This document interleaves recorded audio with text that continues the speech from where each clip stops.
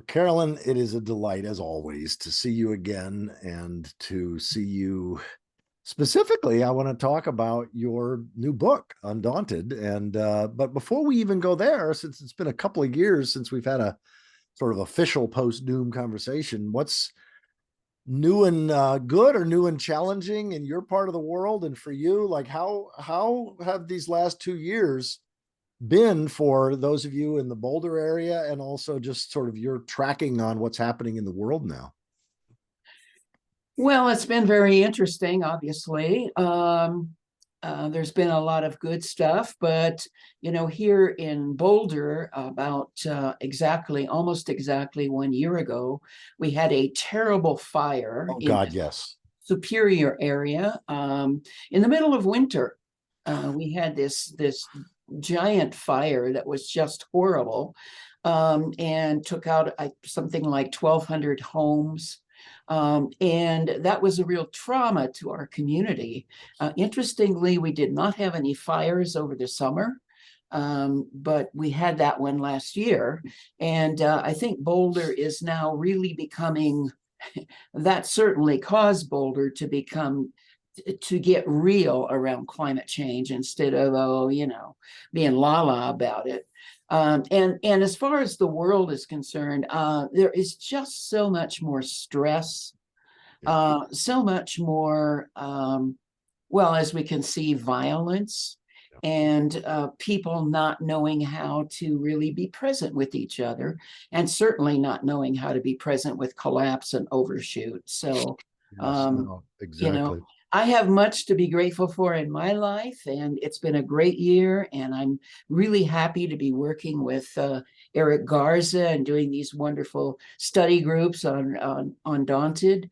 And I'm coming out with a new book, hopefully this summer, called Apocalypse Anytime: Meditations and Practices for an Era of Endings. Yeah, now you got a gift, girl, for titles. You really do, and subtitles as well. Thank you. Well, okay, so before we get into the content of your book, say something more about you and Eric, the webinars that you're doing. Yeah, thank you. Eric founded Quillwood Academy, Quillwood, and he's been doing a lot of online events with different folks. And so I sent him Undaunted, and he just absolutely loved it. For And people who don't know Eric, say a little bit about him. Eric Garza has been studying collapse and overshoot for many, many years. He's also an instructor at University of Vermont. He lives in Burlington, Vermont. And actually, when I lived in Vermont for a year, he was in one of my workshops. That's how I met him. And I just watched him flourish over in recent years, just offering a really wonderful education program around collapse and what we need to do to accept it and be present in it. Yeah, that's great. And I just realized, having asked you that question, is that there will probably be people, because I'm going to post this on Reddit Collapse and Facebook and other places as well as my website. But for people who aren't familiar with you and your work, give us just a little brief introduction to you. Sure. Well, I've been writing and studying about collapse for the last 15 years. My website is carolynbaker.net, Carolyn with a Y. And I've just been reading all kinds of information and writing about it in recent years, and really focusing on spiritual and emotional preparation and grounding for this, incredibly cataclysmic experience that we're beginning to go through now, and which will invariably get worse.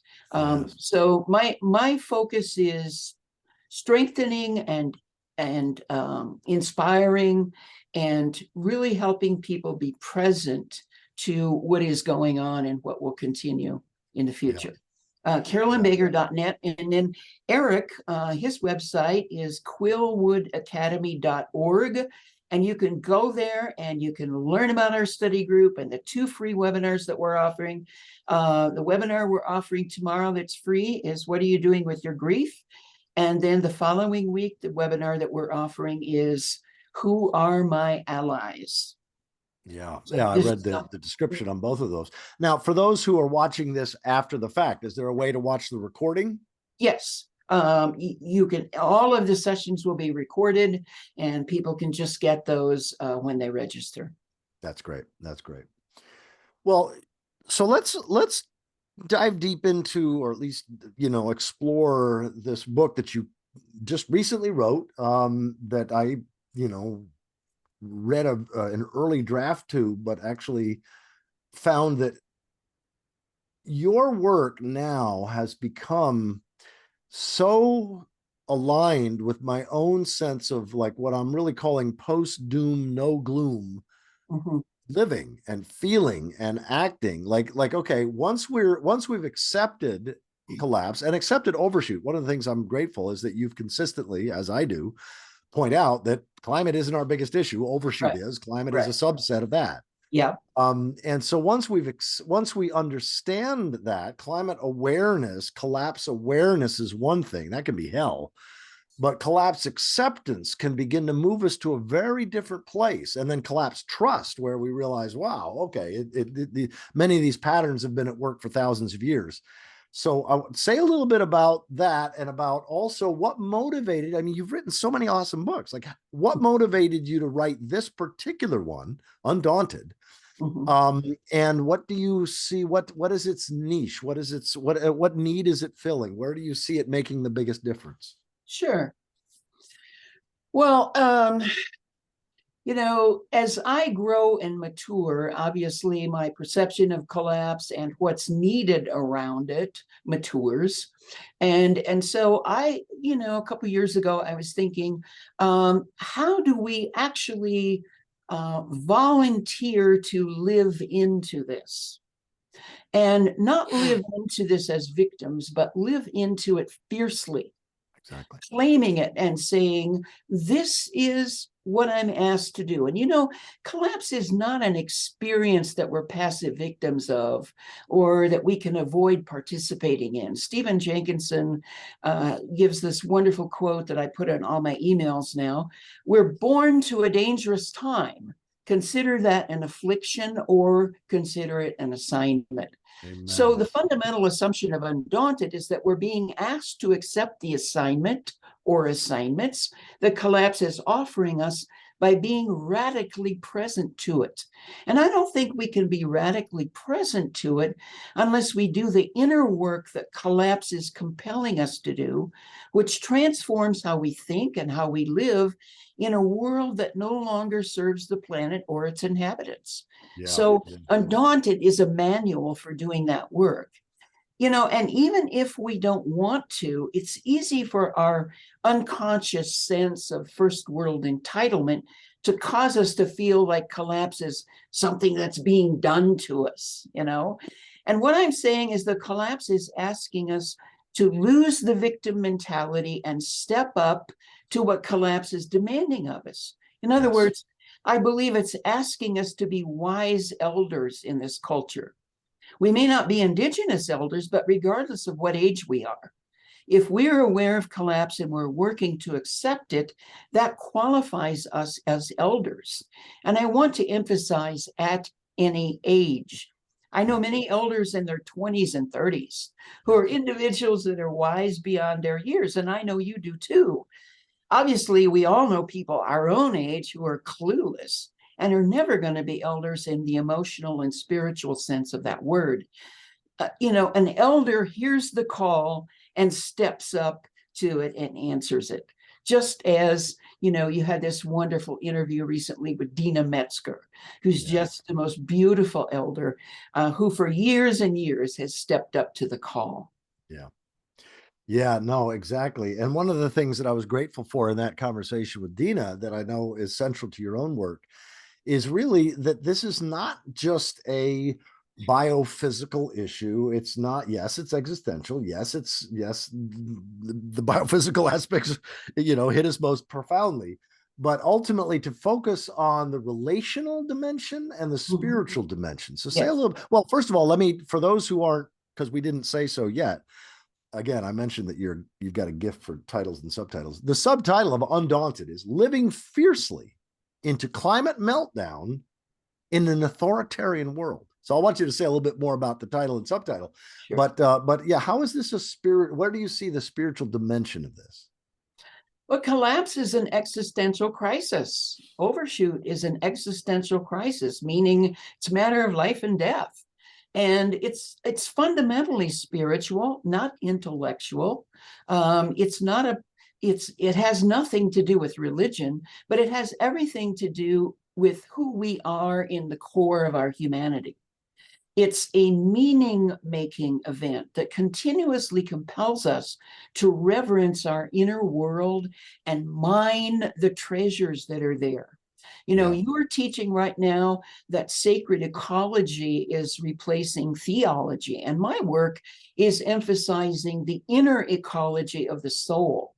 Yeah. Collapse is a spiritual crisis of meaning and purpose, and very few people are viewing it that way. Yes, it's an environmental, ecological, energy, and economic crisis, but it's also a crisis of soul, a crisis of who we are at our core. Yeah. So that's where I'm Yeah. coming from. Yeah, no, exactly. And the way that I've begun speaking of it in terms of skills, the next thing I'll be offering on the post-doom, sort of within the post-doom no gloom universe, we did a series this past summer on post-doom no gloom approaches to death, dying, and sacred endings. And then what I'll be focusing on beginning in January, again, these are just Zoom calls, is what I'm calling skills for post-doom no gloom living. And the very first skill that I have is develop the habit of interpreting life mythically.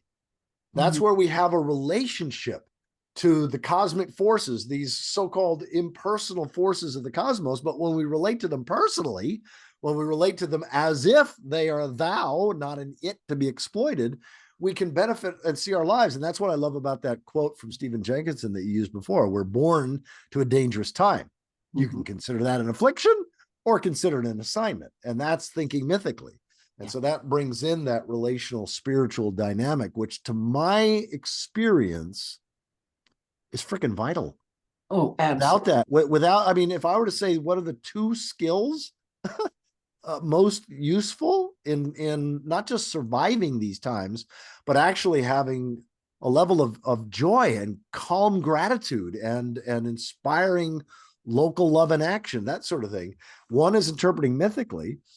And the other has to do with finding ways to be of service, to be a blessing to your community or to the world, because that's what's always throughout all of human history, as you know, throughout the collapse of previous civilizations and empires, it's possible to have, not just possible, but it's actually contagious to have calm gratitude, inspiring local action, because others look at you and say, oh my God, you know, they didn't know. They thought all you could do is be in despair or depression or overwhelm.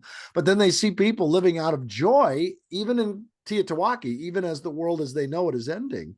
So say a little bit about that existential sense, but also, well, whatever you want related to what I just shared. Okay. Well, you know, we live in a culture that separates joy from the dark emotions that we feel around collapse. And this makes it more painful to be present to collapse. It does this by confusing joy and happiness. And I want to take a minute to just Yeah. explain the difference between these two and why it matters. When we understand the true meaning of joy, we see that it's different from happiness. Happiness is circumstantial. You know, I got this wonderful Christmas present, so I'm feeling joy. I got a promotion, or I mean happiness. I got a promotion, so I'm feeling happy. Got a new boyfriend, so I'm feeling happy, and on and on and on. You know, I won the lottery, so I feel happy.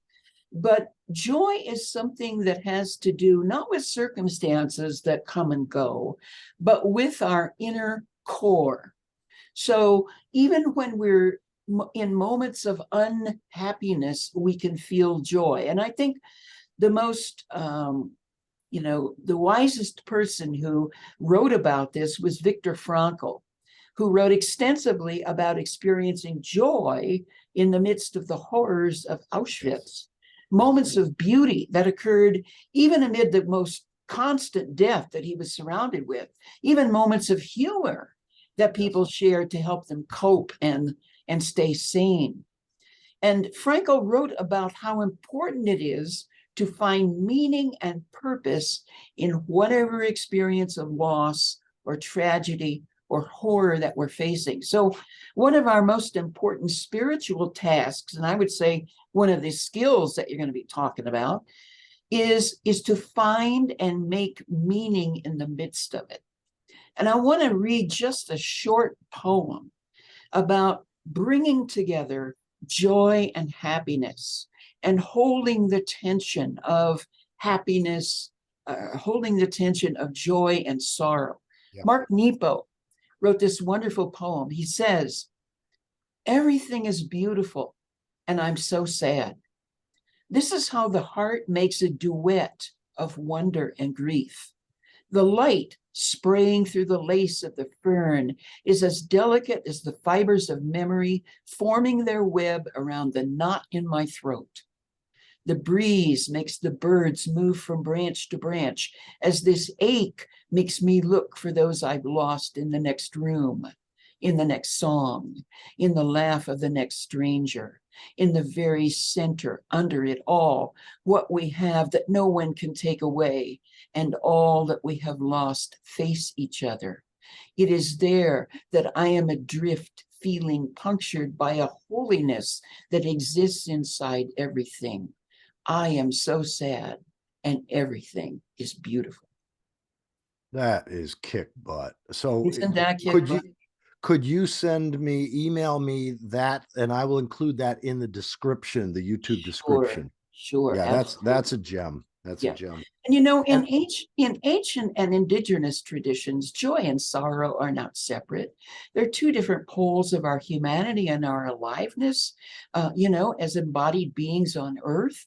So my book, Undaunted, is written in a way that helps the reader hold the tension of these opposite experiences and that facilitates our acceptance of collapse. By holding both these realities together, recognizing the sorrow and the suffering that are there, and by also recognizing the joy and beauty that are also present, even if it's more difficult to see in the midst of loss, we don't feel guilty for enjoying them because we realize that more is going on than the pain and loss. Yeah, no, exactly. And that's one of what you're pointing to and giving great expressions to is what I'm calling the essence of post-doom, no gloom. You got to go through doom to get to post-doom. Right. You got to feel all that and honor the feelings of grief and sadness and anger and frustration and all of that, the melancholy, the whole gamut. Yeah. But ultimately, by interpreting mythically, by having a personal, intimate relationship with life, with reality as it really is, not as we wish it was, but as it really is. Whether we use divine or secular language for that is almost irrelevant, as long as we have that personal, meaningful. I loved the fact that you bring it back to finding meaning, creating meaning.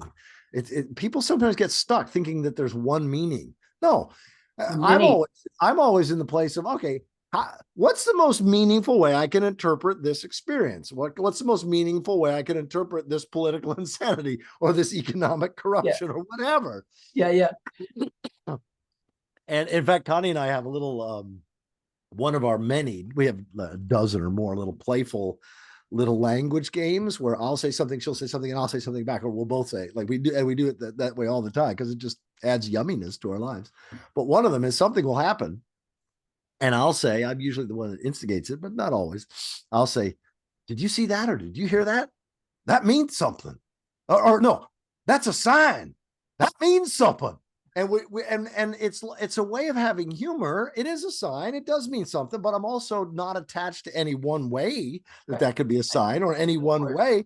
And so then my brain immediately unless it's being purely playful, which is often the case, but it's like, okay, what's the most meaningful way that I can interpret this? What's the most mythic way? And by mythic, I mean like of cosmic significance. Right. It's like the example that I've used in past programs is that I hold the universe as conspiring in my behalf, And as you know, I use now the word God, G, earth emoji, D, as a way of saying reality as a whole. Yeah. Reality as a greater thou, not a lesser it. But this sense of the universe is conspiring on my behalf, I actually don't hold that as a metaphysical ontological truth. I do hold it as the single most useful belief in my life. That when I act as if the universe is conspiring on my behalf, I love my life. Right. And I'm always finding meaning, and I know that I'm the one finding it or co-creating it with the universe, with reality. But it's a way, and sometimes people in the New Age movement, actually, I had a woman some years ago who had invested a lot of money, lost a lot of money. It's very New Age, sort of like The Secret sort of mindset, that if you have the right beliefs, the universe is like a slot machine. And she was going through some real hell. And she said, Michael, please help me, rediscover this notion that the universe is conspiring on my behalf. And I said, I need to let you know that I don't hold it as a metaphysical truth. I don't think the universe cares one way or the other more about me than the toad and the frogs and the squirrels. And, I love the phrase, God loves her plagues too. You got to remember that, So I don't think I stand out more special than any other creature, any other species. But when I act as if the universe is conspiring on my behalf, oh my God, do I love my life. So holding it as a useful belief rather than a metaphysical truth, because it can be torturous if you hold it as a metaphysical truth, but then all the evidence around you is like, why is everything going so bad? Well, here's another piece around meaning. Meaning is not this navel gazing, oh, what does this mean? But it's proactive. It sends us into activity, because in order to be radically present to collapse, we not only have to do the inner work that it's asking of us, but we have to serve the planet and its inhabitants in the ways that call to us. So this usually involves following the heartbreak that certain tragic aspects of collapse invoke for us. Dina started out in her interview with you of follow the heartbreak. Yes. And for her, that might mean staring into the eyes of an elephant for an hour. For others, it might mean feeling the urgency of engaging in earth care, human care, animal care, focusing more on service to these beings than the outcome of our efforts. And whether that's helping the community establish food security, or working in healthcare, or rescuing animals, or saving a river, or the holy sacred work that your beloved Connie is doing with helping forests walk. It's all sacred work. And the only thing that prevents us from committing to it is the oppression of our obsession with outcome. In other words, if I don't get the outcome I think I should get, it's not worth doing. But as we know from our love of the work that Meg Wheatley does, the outcome is really none of our business, really, because our assignment is to do the work simply because it's the right thing to do and because it calls us. Amen, sister. Amen. In fact, the only thing in some of the notes that you shared with me beforehand in preparation for this, and what you just articulated, there's only one minor word that I would change, and again, this is part of the playful pattern that Connie and I regularly do. Is I'll typically say something like, how is it that we be so blessed? Like, how do we be so blessed? And then she'll either say this, or I'll wait a pause, and then I'll say, I think we have to do great work. And she'll say, we get to do great work. And I'll say, amen, Yeah. And so that when you voice that, we have to, I get the impulse, but for me, it's really a joy. It's like, oh, wow, I get to serve life. I get to learn my neighbors and find out where, are they scared? Are they even tracking on any of this stuff? Connie gets to serve the plants and the trees specifically in helping them migrate, we get to do that almost as a sacred grace gift. That we get to do this when things are going to hell in a handbasket, when things are in contraction, in collapse, and that things could get really, here you and I are having this conversation in mid-December of 2022. Europe could be dealing with there are parts of the world already dealing with tremendous breakdown of biosphere, climate, energy, food distribution, et cetera, et cetera. So, it's only a matter of time coming to a country and a city near you. And so to live with that sense that of course things are collapsing. Of course things are going to get worse. Right. And so then those little tools, interpreting mythically, as you mentioned one of them, gallows humor, being able, that Viktor Frankl, that was one of the things that sustained him. Having a sense of gallows humor can be so vital. In fact, on the discussion, I don't know if I've ever shared this with you, on the discussion page of my post-doom website, I actually have a folder somebody can click and it takes them to a Dropbox folder that has my best collection of gallows humor cartoons and stuff. I love it. Really, yeah, it's quite a treat. Well, another thing I'd like to say here, and this goes to the subtitle of my book, is that about 6 years ago, I began writing books with my dear friend, Andrew Harvey. Now, he invented the term sacred activism. Sacred activism simply means the marriage of activism and spirituality. The intention is not to save the world from collapse, but to do exactly what I've been talking about, doing whatever we're called to do in this time of endings. And I want to add here that while I'm an activist, I do not for one moment believe that my activism is going to prevent collapse. Here's where I'm actually at. I'm flying at 35,000 feet, watching collapse exploding at breakneck speed all over the globe, and knowing there's absolutely nothing I can do to stop it. And at the same time, I have my feet firmly planted on the ground, doing everything I can to make collapse less brutal and meaningless for the people that come into my life and encounter my work. So my activism isn't so much about progressive politics as it is about social justice. And yes, as collapse intensifies, there's going to be little, if any, justice. But if I'm present to collapse, I have to be present to and bear witness to human suffering, animal suffering, the suffering of living beings, and do what I can do to minimize it. So this is where I want to be holding the both and perspective in this moment of history. For me, this is sacred activism at its best. Yeah, exactly. What you're meaning by sacred activism is what I'm meaning by love and action. Like, Yes, where does love, yes. where does your heart motivate you to be a blessing to other animals, to other humans, to plants, to whatever? We can all do that. Just because we can't save everything, and we can't, doesn't mean that there's not a lot of good that we can do that can be experienced as a support, as a lessening of suffering, as a helpful hand or whatever, to people and other creatures in our region. So, well, Carolyn, there's a couple of questions, and it's interesting because they parallel the kinds of questions that Meg Wheatley, as you know, Meg is one of my closest colleagues in this accepting collapse and finding the ways to be of service with full out, like nothing held back, accepting the possibility of worst case, which is we're already in collapse. That's already happening, and it's unstoppable. And that could very well mean the extinction of our species. Certainly, it means the extinction of Homo colossus, industrial humanity, which could also very well mean extinction of our species. Sure. And yet, to live with, as you say, joy and gratitude and a sense of calm love and action, which is not the same thing as desperate activism. No. And so these questions that you bring us back to, you bring our hearts and minds back to, say something about, who do I want to be in this process?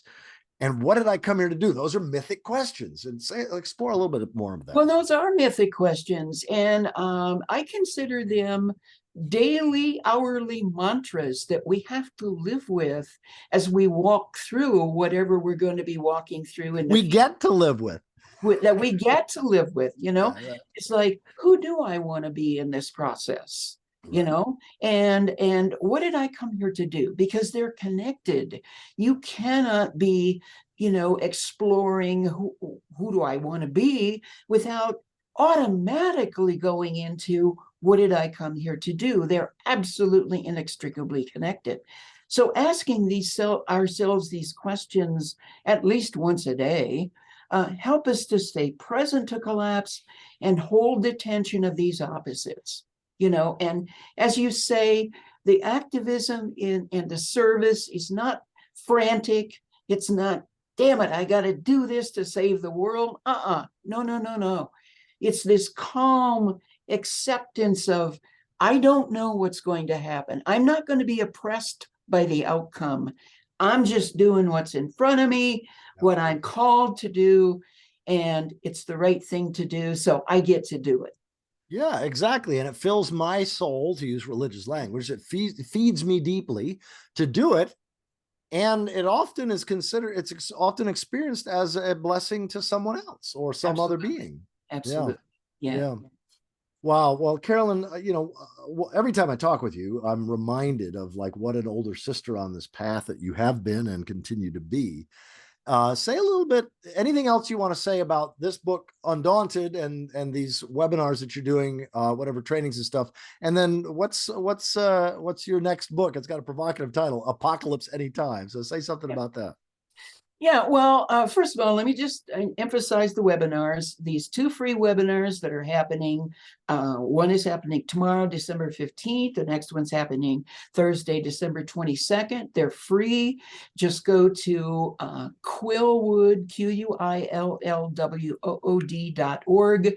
You can register there for free. And then on January 5th, we're going to start a second study group on the Undaunted book. Doesn't matter if you attended the first one.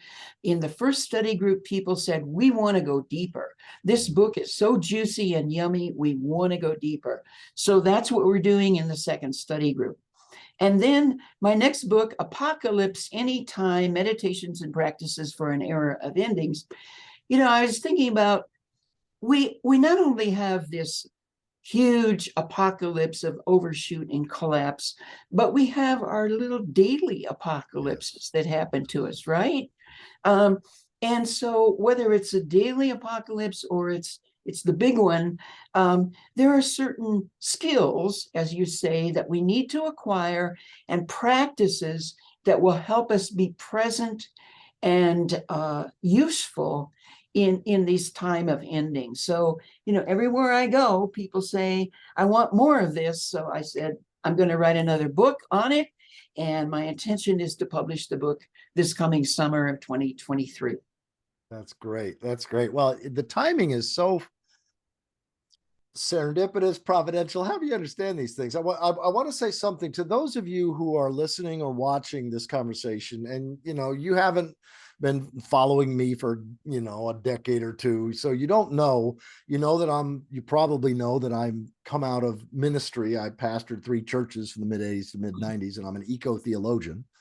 But what you may not be familiar, and I want to mention this, is that the kind of mythic thinking that Carolyn's work and her words are inviting you, and I have been, it doesn't require believing anything supernatural or anything otherworldly or anything, woo-woo or anything else. It's a matter of, it's a relational stance. It's kind of like the way that Western anthropology has done a tremendous disservice to much of indigenous practice by saying things like, oh, the indigenous people believed in the spirit of the river or the spirit of the forest or the spirit of the tree. No, they didn't believe. That's too rational. They related personally to the forest. They related personally to the river. They related personally, and that's a big difference. So you can do that if you're a staunch humanist, atheist, free thinker, whatever. It doesn't matter. I'm an eco-theist. To my mind, theism and atheism have been in a neck and neck race to see which one can condemn the biosphere more efficiently. No, I'm an eco-theist. So life is divine, and it's my biophysical creator, sustainer, and end. And that's really what I'm inviting, and what Carolyn's inviting you to find that place in your own heart, your own soul, where you can be a contribution to others in your community or on a wider scale. And I love the fact that your latest work, both this work Undaunted, but also the Apocalypse Anytime, is really matching. I've been working for 2.5 months on a program that I actually expect to record either today or tomorrow. And I realized, since I'm going to be posting this today, I'm now accountable, which is called Living Fully in an Age of Decline, Essential Wisdom for Hard Times. And I'm claiming that there are 4 fundamental facts that if we don't accept these as truths, as factual, we're going to suffer. And basically, and I'm going to have a shorter version and a longer version, but it's basically in anthropocentric civilizations, denial is universal or close to universal. So you're not going to get away from denial. All your friends and neighbors aren't going to get with the program. Give that one up. The second is that in overshoot and collapse, that we are in ecological overshoot, and the collapse is an inevitable, unstoppable process. And so there's that sense of a runaway collapse, that it's out of our control. The third is that we're not uniquely evil. All human-centered civilizations, all city-based anthropocentric civilizations, agricultural civilizations, have gone through the boom and bust, overshoot and collapse model. So, it's to be expected. We're not uniquely bad or evil. And then the last is that in spite of all of that, it really is possible to have calm gratitude and tremendous joy in the midst of Teotihuacan. So it matches perfectly what we've been talking about here, your book and the new one. So, and I'll want to be, in fact, I might invite you as a guest to come, because this skills for post-doom, no-gloom living, I'm sure I'd love to, mine, as you used the word before, mine some of your collective intelligence on that topic specifically. I'd love to help. Cool. Well, Carolyn, anything you'd like to say to bring this conversation to completion? This has been wonderful. Well, I'm just so grateful for you and your work, Michael. And, as another person who comes from a, ultra conservative Christian background, I really appreciate the way that you are replacing theology with sacred ecology. It just gives so much meaning and purpose and joy to my life. And I'm sure to those who are fortunate enough to come in contact with your work. So thank you for just being you and being on this earth and doing what you're doing. I love you. I love you too, sister. And so any resources that you would want me to mention in the description box of YouTube, send me that. I'll put a few myself. And well, here we are mid-December. So have a happy, merry Solstihana Kwanzaamas. Okay.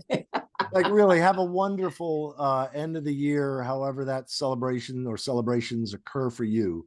Yeah. And I just wish you just the best in 2023 in the midst of a world where most of us are going to experience it harder and tougher and more painful and more discouraging. And yet I feel like you are just a close sister and colleague in this work of helping people accept that, trust the process, and then find ways to be a loving contribution.